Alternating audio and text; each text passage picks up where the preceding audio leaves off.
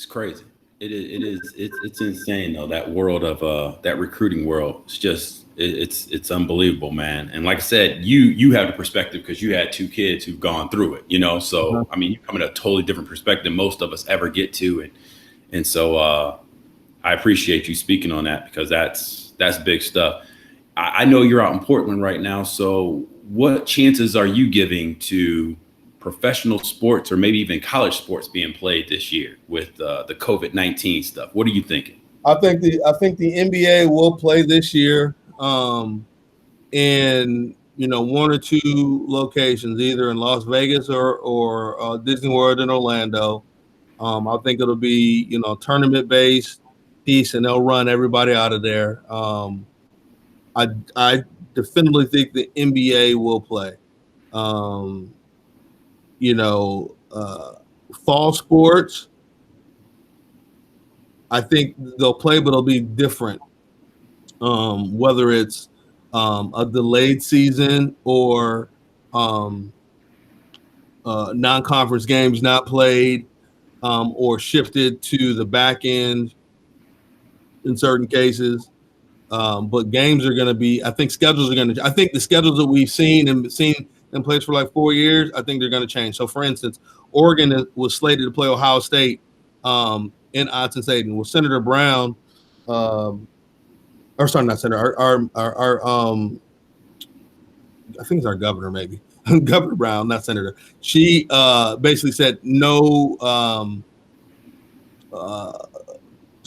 fall sports with fans through September. So that means that first or second game, Ohio State Oregon, will be played without fans. So if I'm Ohio State and it's a marquee matchup against a great Right. Pac-12 team, do I want to travel my fan base to Oregon where there's going to be no fans, or would I pick up the phone and call Alabama and say, hey, USC is probably not going to play you because they don't think that they're going to be prepared. Do you guys want to just swap dates? And so what's Right. going to happen is I think schools like in the MAC and maybe some FCS schools, they're going to get their payday, but they're going to get bumped from schedules because if teams can't play, let's say they say, the Big Five get together, power conference, say, you know what, in order to make it to the national championship, you got to have 10 FBS Power Five type games or 10 Right. games, then schedule dynamics are going to change. Uh, man, I mean, I know we're all hoping sports comes back because it just give us something to watch and something to do and something to be interested in. Um, but if you had to say, because you've been in all different types of different things in the sports industry, if what would you say is the next big thing you think, or something you think is going to blow up in the sports industry coming up? I mean, something that it could be something that's recycled, it could be something that's brand new. But what do you think the next big thing is going to be?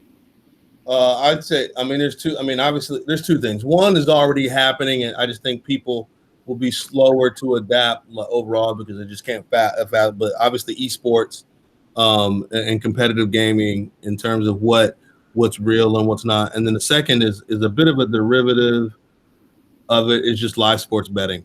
I think as states come align, to bet and gamble, and when governments understand how they can monetize it and make money because it's a licensing thing, everyone's going to do it. We talked about that. I read an article that said with the COVID, they said by the end of 2021, at least 35 states will have legalized gambling. Yeah, for sure. And I mean, so you look at 2 weeks ago, DraftKings came aboard on NASDAQ, and it started trading at 16. It's at $27 right now. You look at major league sports teams that, and NFL is one where they're going to be having betting parlors in the NFL stadiums allowed. They won't be branded that, but like from an executive luxury type level, you'll be able to go in and place bets, right? And so they're going to guard that from the kids. But the reality is that it's going to make the game experience more dynamic. And so, when people want a better fan experience instead of just watching an amazing game, you're going to put money down on, is Tom Brady going to throw the ball on 1st and 10, or are they going to run the ball? And so it's easy to make those little prop bets and make the game interesting while you're entertaining and watching, particularly, given, the value of tickets. So it's a value added proposition. So that's going to change the economy. There's a reason that Las Vegas exists. Now you've got the Raiders that are there, and, betting has always been in existence. And now people are going to get, more legal money on it.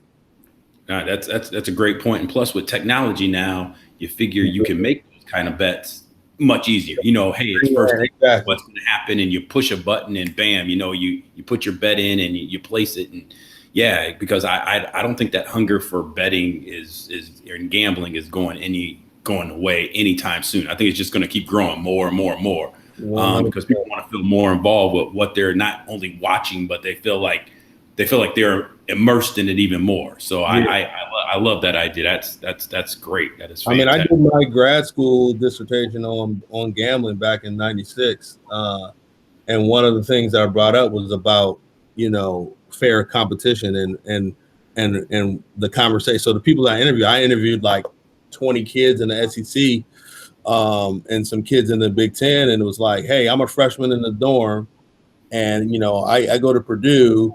We play Michigan, but next week they got Ohio State. So the guy who lives next to me is on the football team. I'm like, yo, you played Michigan. Like, what was it like? Oh, they did code. Okay, I'm gonna put money over here. Right. Right. Like inside information. Inside information. And then the more I dove into it, I actually met this kid who was essentially a Midwest racketeer, who was running his own sports house.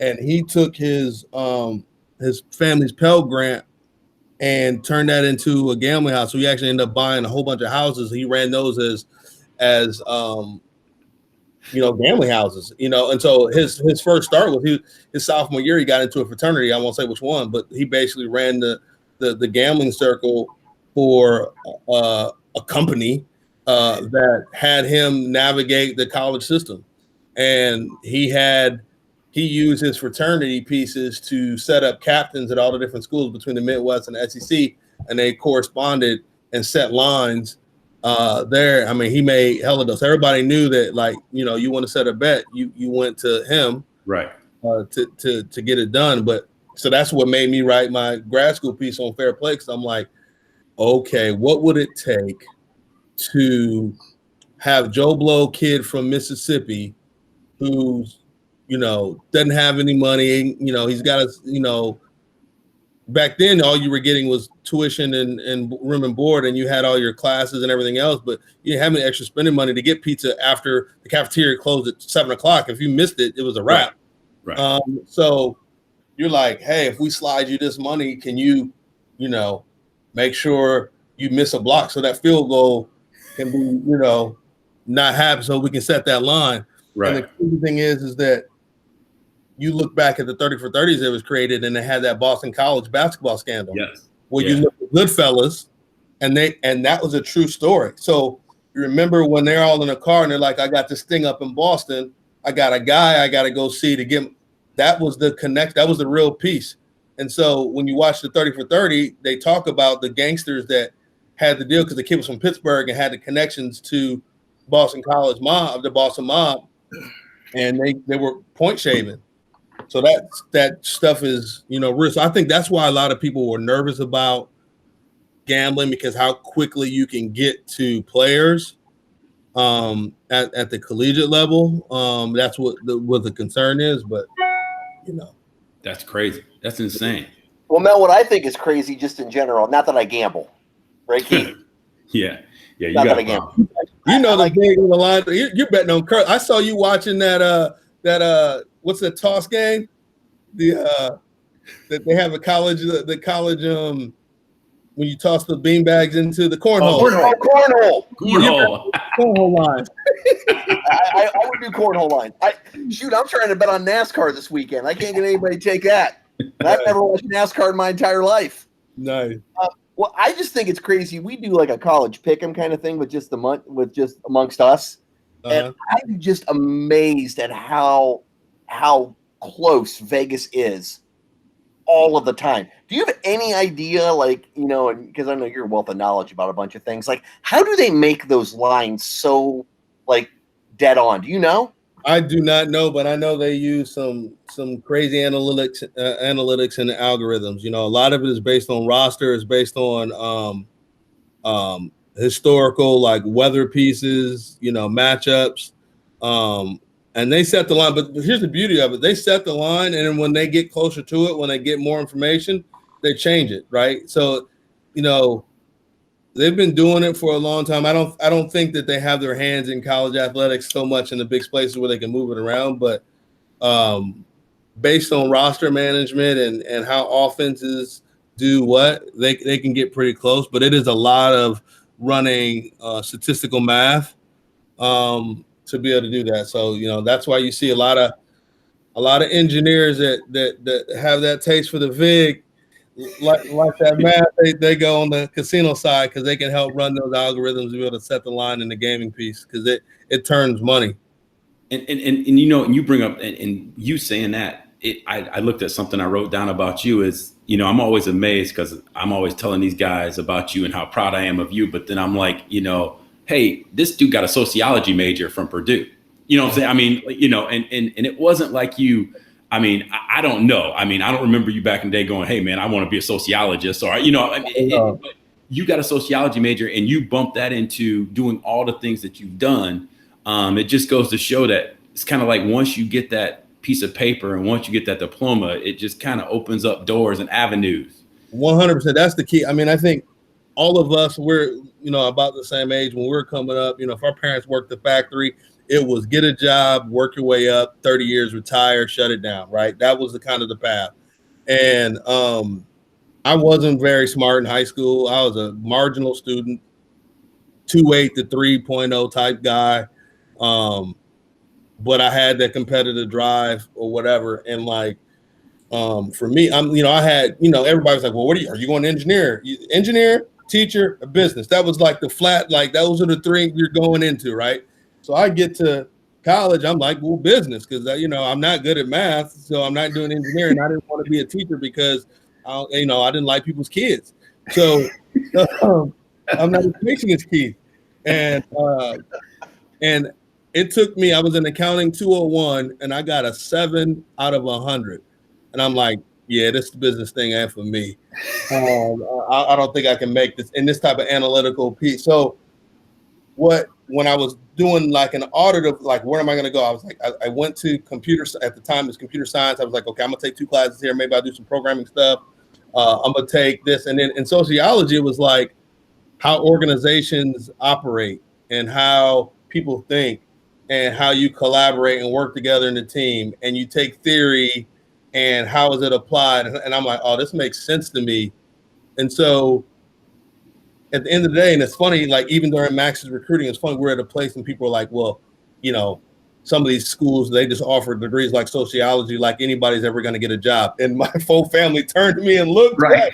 I'm like, so, and even Brayden, like he went in initially and he was in the business school at Notre Dame and he was taking 16 credit hours, but his day was 6 a.m. to midnight, every day with his 16 credit hours, full football practice, rehab, studying. And he was like, Dad, I can't do this. He's like, I can't be a student at this level. He's like, I'm not smart enough to like do this and play football at a high level. And I got to master the playbook.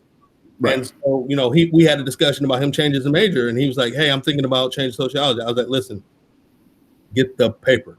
You graduate from ND, you're going to make enough connections. Right. If you play, at a high level, you're going to make connects. I'm like, at the end of the day, I was like, me being in business 20 plus years, I've never gotten a resume and been like, what was this kid's rank or this girl's rank? Uh-oh. Freeze up on me. Nah, that was Mel Rose. There he is. It's like, did the person get a degree or not? So right. That was the biggest thing. And obviously you start establishing it, but my counsel to him was, man, get the paper. So he switched up his degree and that's great. It. I mean, I would counsel people like, get to college, figure out, your path is going to change. Like part of the growth in college is learning who you are and what your passions are. And then that should lead you to what your career is. Because, like, you know, when our parents come and it was like, you're going to do this, you're going to earn trade, you're going to learn to make some money, because they were scared. Like, you know, and so I remember when I first started my career, first 2 years, I went 3-4 different jobs all across the country. My parents were like, "What are you doing, bro? Like, what, like you cannot decide." I'm like, no, I'm moving, you know, just moving how I'm comfortable doing, because they had been so accustomed to, like, you get a job, you work 30, shut it down. And then when, you know, big manufacturing companies are laying people off and not caring, taking people's pensions and doing all those things, then it was like, oh, okay, company don't care about you. Right. So, like, you got to be selfish in that. So that's, you know, I was like, I'm stacking to stack. For me, end of the day, it's Lenzy LLC. We got to worry about us. All right, I'm gonna get you out of here because I appreciate your time, man, and it's been awesome. Hopefully we get you back here someday. But I got to leave you with this, because your Browns prediction for this season. I need to know what you think, because is it Max or is it Brady? Is it Max? Somebody you actually talked into being a Browns fan. Well, early on when they were little, Max was. He's okay. a fan, and Brady is a Chiefs fan. Yeah, he's been a Chiefs fan for like 8-9 years. No, Max, same thing. So my prediction for the Browns is a realistic one, because our division is so tough. We're going 9-7, and either going to get a wild card or a playoff bid, depending upon how things shake out. If you look at, you know, my dad always be like, coulda, shoulda, woulda. If you look at last season and the mistakes that were made, either through the passing game or execution of pieces, even through, like, before the incident with the Steelers, we're on the cusp. We could have had a 4-game run where it could have put us over the top, but that downward spiraled us, and we made a lot of bad plays. Now I can say coulda, shoulda, woulda, all of that, but defense is really solid. We got weapons. Like, people joke with me at work, like, yo, the Browns individually are the best fantasy team on the planet. You know, we got a great running back. You got wide receiver weapons, tight end, O-line shored up. Another year, Baker, in the offense. Beautiful thing about last year, hopefully he takes his humble pie and realizes, he can't lead without having the general stars on his. I think he thought he knew what a leader was, without going through the battles. He was one of those strategists that was moving the pieces on the big war map, but had never been in a war and figured it out. The other thing is I think while OBJ is an amazing individual talent, he hasn't won since LSU. And so he's got to figure out how he drifts behind Jarvis Landry, because I think Jarvis is the true leader. Mm-hmm. Let OBJ be the amazing talent. I love the third wide receiver we got. Peoples is going to be amazing because he's going to be able to shine in the slot. You can move him outside, so he's a matchup problem. We got great tight end option. I think our defense is strong. The Ravens are a monster, so we got split them. We got steal one in Pittsburgh, I think the Bengals scare me a little bit though. Right? So that's my, Burrows has just enough chip on his shoulder and that maniacal, you ain't gonna beat me at. Uh-oh. See, I think he froze up again. He's giving Joe Burrow props. There he is. I just think that people were upset with him for transfer from Ohio State, and they're like, "Oh, he's a quitter, he's new millennial." But it's like he sat behind 3 NFL guys. That room was ridiculous. And he learned, and then he was like, "Okay, now I need my opportunity." So, for me, the lesson in that is that transferring sometimes isn't a bad thing. It's just like a job. If someone's going to pay you more money and you're going to get opportunity, you're going to leave. Right. I think the way he was raised and how he worked and worked and worked and worked. That's why the best scene for me when they got the national championship was him sitting on the chair, smoking a cigar. He was like, I did it my way. I learned everybody talk trash, but he blue collar, hardworking, Southern Ohio dude. Bengals are going to be a problem. So the division is going to be tough, man. I mean, so I say, to wrap 9-7. I see 9-7 that's squeaking in. I hope you're right, man. I hope you're right. I think most of us, that's where we're at. Oh, just like he gone. Hey, I guess he's out. Has there been a Browns fan that said they've been anywhere less than 9-7 yet?